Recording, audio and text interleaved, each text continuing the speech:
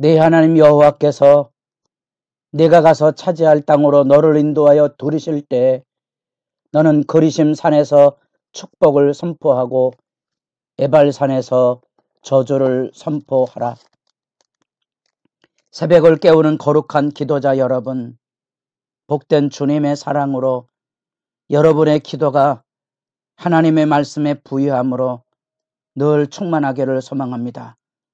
우린 어제에 이어서 수가성 여인과 대화하시면서 구원으로 그 영혼을 초대해 드리시는 예수 그리스도의 말씀을 읽어가고 있습니다. 예수님은 어쩌면 당대에 교류하지 않는 사마리아 지역으로 들어가셔서 그것도 한 여인에게, 그것도 상처받은 삶에 지쳐 무너진 여인에게, 남들의 눈을 피하여 대낮에 물을 길러왔던 이 여인에게 생수에 대한 갈망을 일깨워 주심으로써 구원의 역사를 이 생수라는 주제를 통하여 물을 길러 오셨던 우물가에서 이야기를 풀어서 드디어 구원의 길을 설명하기 시작합니다.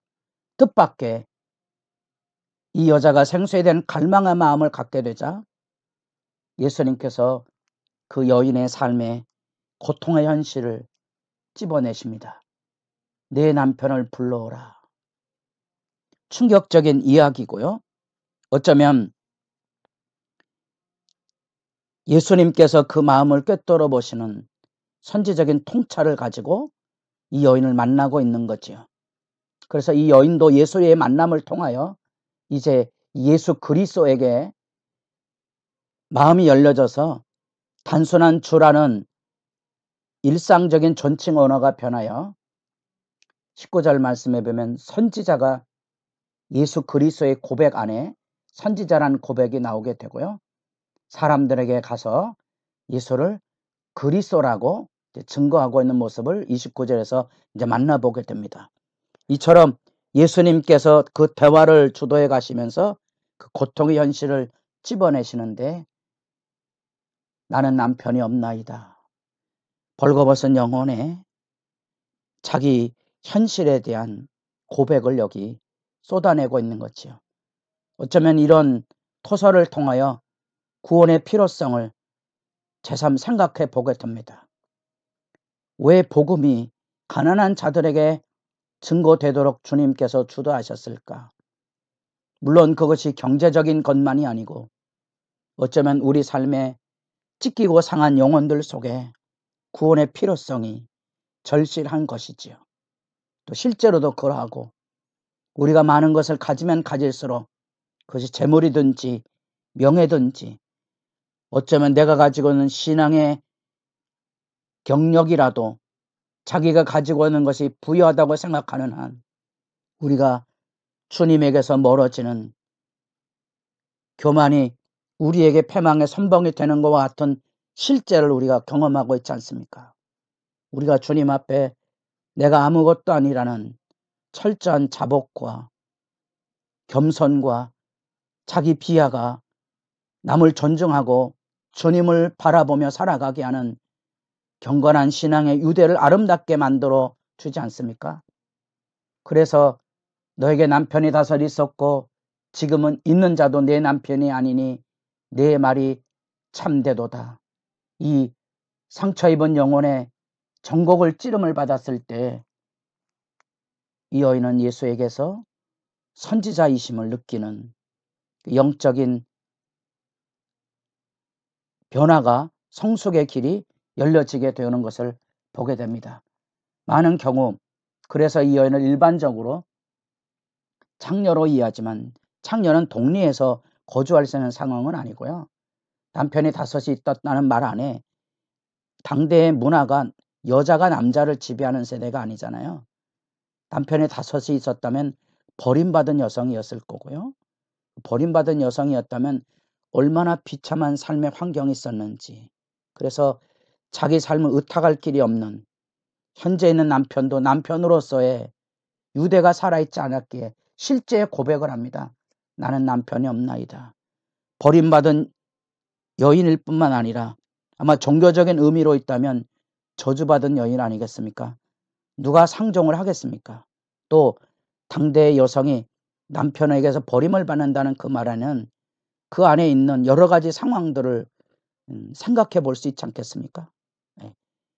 그 여성으로 말할 수 없는 수치와 모멸감 그 속에 예수님께서 구원을 위해 찾아오셨던 예수님의 안타까움을 절절히 느끼게 됩니다.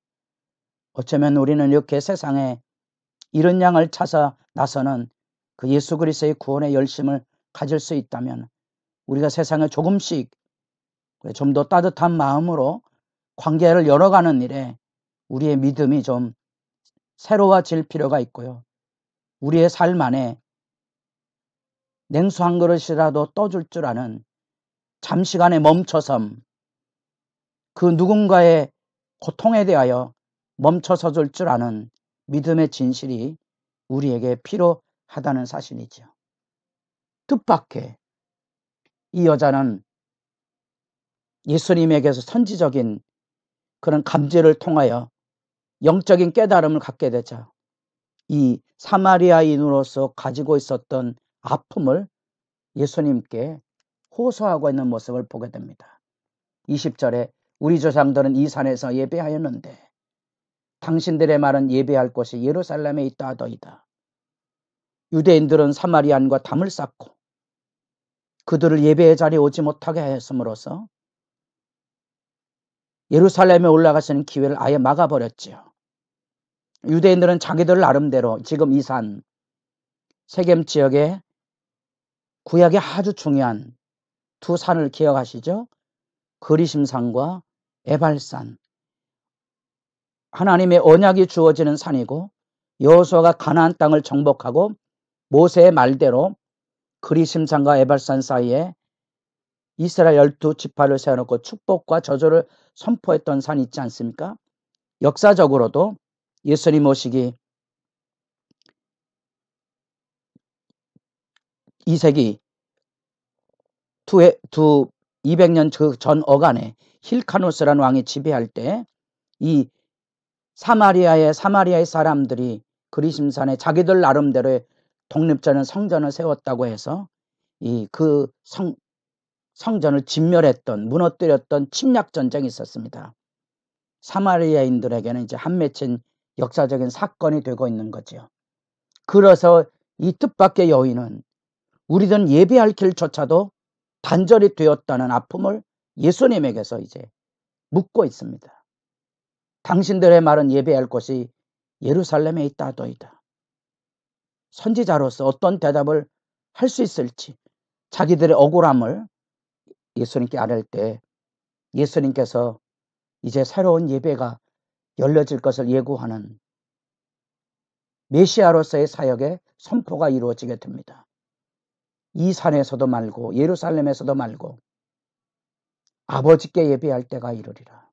이제는 합법적인 예배의 장소나 예배의 형식이 아닌 예배가 어떻게 드려져야 되는지 그 예배의 본질로서 아버지와 아들, 그래서 아버지께 드리는 예배, 그 구원의 때를 여기 설명하고 있습니다. 23절에 아버지께 참되게 예배하는 자들은 영과 진리로 예배할 때가 오나니 곧 이때라. 24절에 하나님은 영이시니 예배하는 자가 영과 진리로 예배할지니라. 3장에서 물과 성령이라는 말씀을 들었다면 우린 여기서 영과 진리라는 말씀을 듣게 됩니다. 성령 안에서 이루어지는 놀라운 변화의 얘기죠. 이제는 예배의 대상이 누구인가?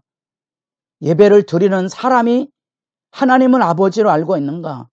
그 예배 대상의 중요성이 새로운 때로서 여기 열려지게 됩니다.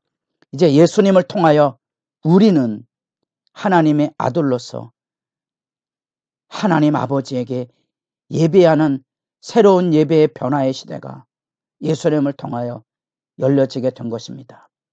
이 장에서 예수님께서 성전을 헐라하셨을 때 그 성전은 자기 육체에 대한 이야기라 그랬죠. 사람이 지은 성전이 아니고 예수님의 십자가와 부활로 이루어지는 새로운 구원 역사는 이제 어느 곳이든지 어떤 방식으로든지 예수를 통하여 하나님을 아버지로 만나는 사람들이 드리는 예배의 실제를 여기 설명하고 있습니다.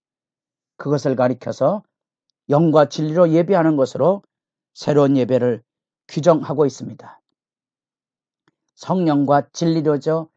이전에는 이것의 진리를 진정으로라는 말을 통하여 마음을 다한 정성으로 이해했지만, 물론 그것도 진리 안에서 우리가 정성으로 들어야 된다는 말 알지만, 여기 진리는 예수 그리스도로 예배하는, 그래서 예수 그리스도의 구원에 대한 분명한 확인을 일깨워주는 말씀이라는 겁니다.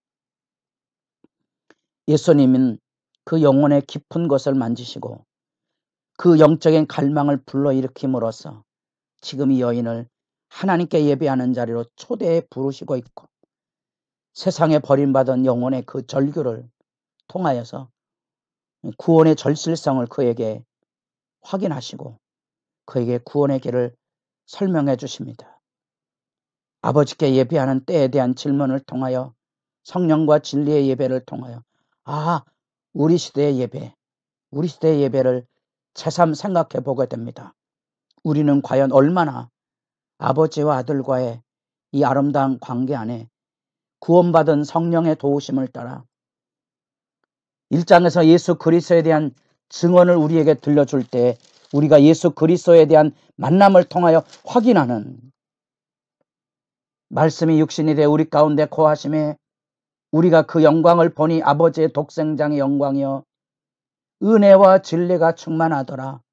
여러분들의 복 있는 예배가 날마다 살아있기를 바라고, 우리가 여기까지 말씀을 읽으면 기뻐 뛰며 돌아갈 이 여인의 모습을 머릿속에 그리게 합니다.